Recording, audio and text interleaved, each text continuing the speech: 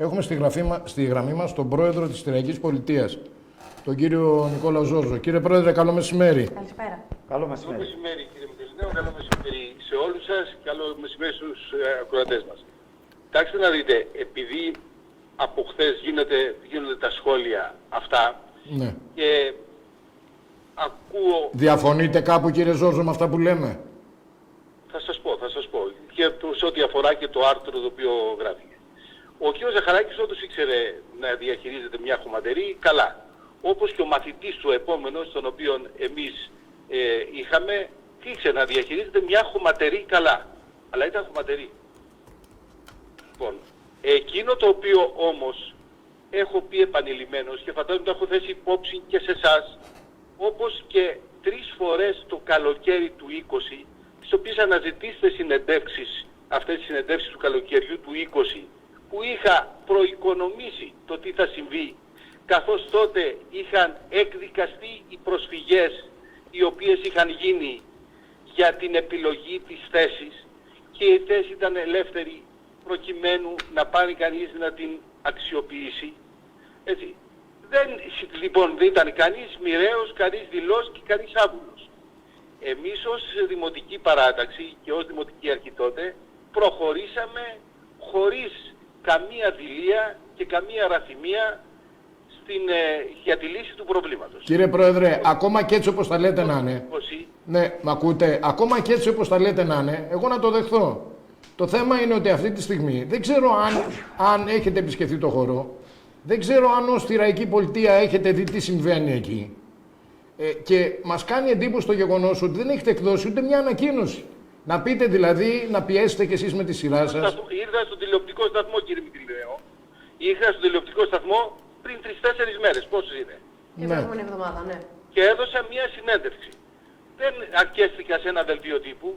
Ήρθα εκεί για να μιλήσουμε για αυτό το θέμα. Κύριε Ζόρζο, δεν ανησυχείτε εσείς? Σαν άνθρωπος που είχε μια ιδιαίτερη ευαισθησία στο περιβάλλον, δεν ανησυχείτε από την εικόνα? Πάρα πολύ ανησυχώ. Όμως, από το καλοκαίρι του 20, από την άνοιξη του 20 για το καλοκαίρι του 20, αυτά ελέγχθησαν για το πού θα φτάσουμε. Βρείτε τις συνεντεύξεις τις οποίες είχα δώσει τότε. Τι μέλη γενέστε, τι πρέπει να γίνει, το αφήσουμε έτσι? Κοιτάξτε να δείτε. Εμείς πιέσαμε με αυτόν τον τρόπο. Μην ξεχνάτε ότι 28 Αυγούστου του 20, εγώ όχι τώρα που η κατάσταση έχει φτάσει στο απροχώρητο. 28 Αυγούστου του 20, αφού το προανήγγειλα σε εσάς, στο τηλεοπτικό σταθμό σας, έχω στείλει στον εισαγγελέα 5 σελίδες και κατέθεσα στις αρχές Δεκεμβρίου του 20 όταν με κάλεσε να καταθέσω. Πέραν τούτου δηλαδή, τι άλλο μπορεί να κάνει πέραν του ελέγχου μια αντιπολίτευση? Εμείς θα με πεις την πρότασή μας, τη λέμε την πρότασή μας. Είναι ξεκάθαρες οι προτάσεις μας. Και είχε γίνει μια προετοιμασία, σημαντική προετοιμασία. Από εκεί θα έπρεπε λοιπόν να ξεκινήσει κανείς. Δεν πετάει ό,τι βρίσκει. Δεν το πετάει ό,τι βρίσκει. Το συνεχίζει. Σαν έχει μια σοβαρή διαφωνία ως προς τον τρόπο. Να ρωτήσω αλλιώς. Έχετε... Ως προς τον τρόπο ή ως προς τον τόπο. Ωραία. Έχετε έρθει σε επαφή καθόλου με τον Δήμαρχο να του θέσετε υπόψη? Να σας θέσω και κάτι άλλο, το οποίο διερευνώ. Ναι. Το οποίο διερευνώ. Περιήρθε στα χέρια μου μια επιστολή που έχει έρθει από το καλοκαίρι από το ΠΑΚΟΕ στο Δήμαρχο. Πήγα και βρήκα λοιπόν τον πρόεδρο του ΠΑΚΟΕ. Δεν έχω όμως μέχρι τώρα, γιατί είμαι στη διερεύνηση να δω αν οι προτάσεις του είναι ορθολογικές ή όχι. Είμαι σε μια διερεύνηση. Έχει κάνει λοιπόν μια πρόταση. Αν στέκει ή δεν στέκει, ο Δήμος αυτή τη στιγμή έχει συμβούλους, τους οποίους πρέπει να συμβουλευτεί και να ρωτήσει αν αυτή η πρόταση που έχει έρθει από το καλοκαίρι, από τον πρόεδρο του ΠΑΚΟΕ, είναι σωστή ή όχι. Αυτοί δεν είναι που του έχουν κάνει και κάποιες αγωγές, νομίζω? Γιατί κάπου διάβασα ότι έχουν γίνει και κάποιες αγωγές κατά του Δήμου για το θέμα των απορρίτων. Δεν ξέρω αν έχουν γίνει αγωγές. Εγώ τον είδα πριν λίγο καιρό. Περιήρθε στα χέρια μου πριν λίγο καιρό.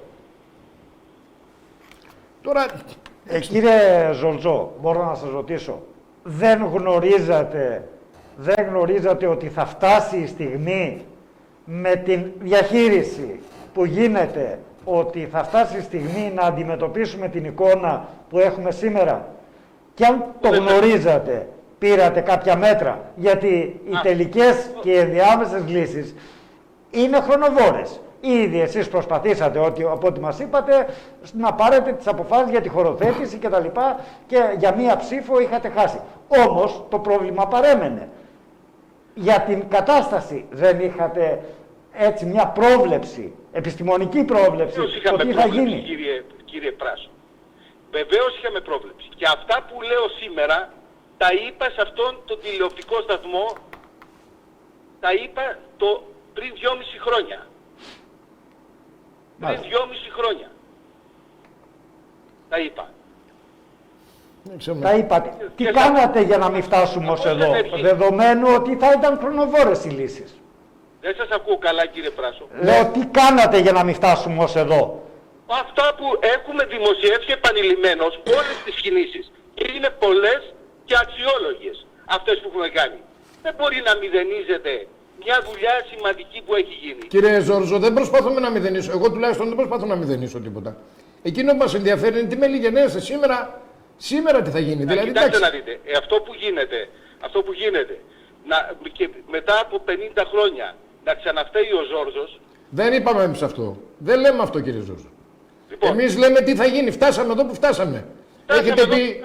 Ναι, τι κάνουμε τώρα, δηλαδή σήμερα, αύριο, τι κάνουμε με τα σκουπίδια? Αυτό είναι το πρόβλημα. Ρωτάτε εσείς σε μένα. Ποιο να ρωτήσουμε, κύριε Ζόρζο? Κατά τη γνώμη σας θέλουμε, τη γνώμη σας. Τι πρέπει να κάνουμε? Εμείς είπαμε ότι ίσως θα έπρεπε να συγκληθεί μια συνάντηση μεταξύ σας, των επικεφαλής των δημοτικών παρατάξεων, να το συζητήσετε, να τρέξουμε τώρα. Να προτείνετε πράγματα. Αλλά τις θέσεις μου τις έχω καταθέσει. Εντάξει, τις ξέρουμε τις θέσεις σας, τις ξέρουμε. Λοιπόν. Και αυτό που λέτε για τη χωροθέτηση, ότι αν την είχαν κάνει αποδεκτή, ίσως να είχαμε προχωρήσει πιο γρήγορα κλπ. Έχετε δίκιο. Το λέω κι εγώ. Αλλά εμείς στεκόμαστε σήμερα που μας ρωτά ο κόσμος. Ωραία. Τι να πούμε? Τώρα λοιπόν η Δημοτική Αρχή, όπως όταν ήμουνα και εγώ Δημοτική Αρχή, είχαμε μια εταιρεία η οποία είχε αναλάβει αυτή. Η Δημοτική Αρχή με τους συμβούλους που έχει να δει τώρα, αυτή τη δεδομένη στιγμή, τι πυροσβεστικά μέτρα μπορεί να πάρει έτσι ώστε να αντιμετωπίσει το ζήτημα. Εκείνο που λέω, χωρίς να έχω βεβαιότητες, είναι ότι έχει έρθει από το καλοκαίρι μια επιστολή από το ΠΑΚΟΕ. Ναι. Την εξήτασαν. Εγώ την έμαθα... Και εγώ κάπου τη διάβασα, στο διαδίκτυο κάπου διάβασα. Λοιπόν, παρεπιπτόντως, ακριβώς παρεπιπτόντως. Έτσι. Εάν αυτή λοιπόν έχει ουσία, αν έχει λύση, να τη διερευνήσουν και αυτοί. Χωρίς να λέω εγώ ότι αυτή είναι η λύση. Χωρίς να λέω ότι αυτή είναι η λύση τώρα, έτσι όπως είναι τα πράγματα. Γιατί λέμε για αύριο τι κάνουμε. Μα αύριο δεν λύνεται το πρόβλημα. Με την εμπειρία που έχετε ως πρώην δήμαρχος, πιστεύετε ότι τα σκουπίδια που έχουν φτάσει τώρα πάνω από κοντά στον δρόμο... Όχι χωματερή. Ναι. Πιστεύετε ότι μπορεί να αποκατασταθεί η κατάσταση για να είμαστε το καλοκαίρι? Όχι. Όχι. Δεν το πιστεύω εύκολα. Όχι. Θα σας πω και κάτι. Εδώ έρχονται συνεχώς από το Υπουργείο και από την αποκεντρωμένη έρχονται έγγραφα που λένε δώστε μας πληροφόρηση τι κάνετε με το κλείσιμο της χωματερής. Δηλαδή, αν κύριε Ζόρζο, μιας και λέτε ότι για 50 χρόνια, δεν έχουν περάσει 50 χρόνια που να φταίτε εσείς, αν επιταχύνονταν οι εκλογές και γινόνταν σήμερα ή την επόμενη Κυριακή και αναλαμβάνατε εσείς δήμαρχος, αν σας εξέλεγε ο κόσμος, τι μέτρα θα παίρνατε με δεδομένο ότι τα προβλήματα υπάρχουν? Τι μέτρα θα παίρνατε δηλαδή, για να πάμε και στη θετική άποψη, ότι εγώ θα έκανα αυτό? Ωραία. Εκείνο που βλέπω αυτή τη στιγμή, με όσα ερωτηματικά θέλετε μπορεί να το βάλετε, εκείνο που βλέπω αυτή τη στιγμή, ότι εδώ πρέπει να δημιουργηθεί ένας σταθμός μεταμόρφωσης και να αρχίσουν να πληρώνει κανείς αδρά για να φεύγουν τα σκουπίδια μέχρι να προετοιμαστεί η ενδιάμεση. Και πού να πηγαίνουν? Η λύση. Πού να πηγαίνουν, κύριε Πέζη? Αυτό, όπου πήγαιναν από την Άνδρο, όταν ήταν στους δρόμους, και αυτό το είχα πει, όπου πήγαιναν από τον πύργο της Ηλίας, όπου πήγαιναν από τις περιοχές, από την Κέρκυρα, όταν βρισκόταν σε μια τέτοια κατάσταση. Εδώ υπάρχει έγγραφο, το τελευταίο έγγραφο είναι 9/12 και είναι από τη Διεύθυνση Περιβάλλοντος και Χωρικού Σχεδιασμού της αποκεντρωμένης διοίκησης. Και λέει, λόγω επικείμενης λήξης ισχύω των αδειών αποκατάστασης μη αποκατεστημένων ΧΑΔΑ και εκ τους αποδέκτες από κάτω, εντός του χώρου ευθύνης παρακαλούμε για ενημέρωση της υπηρεσίας μας σχετικά με την εξέλιξη των εργασιών αποκατάστασης των.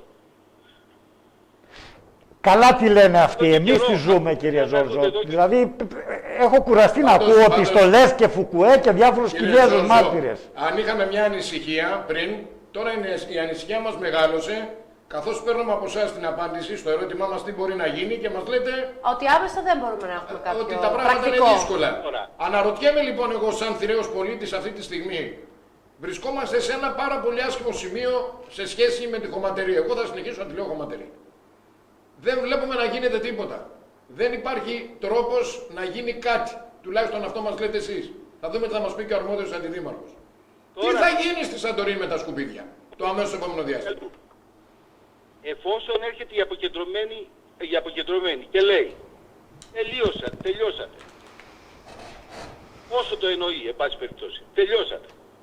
Ένα πράγμα βλέπω ως ενδεχόμενο.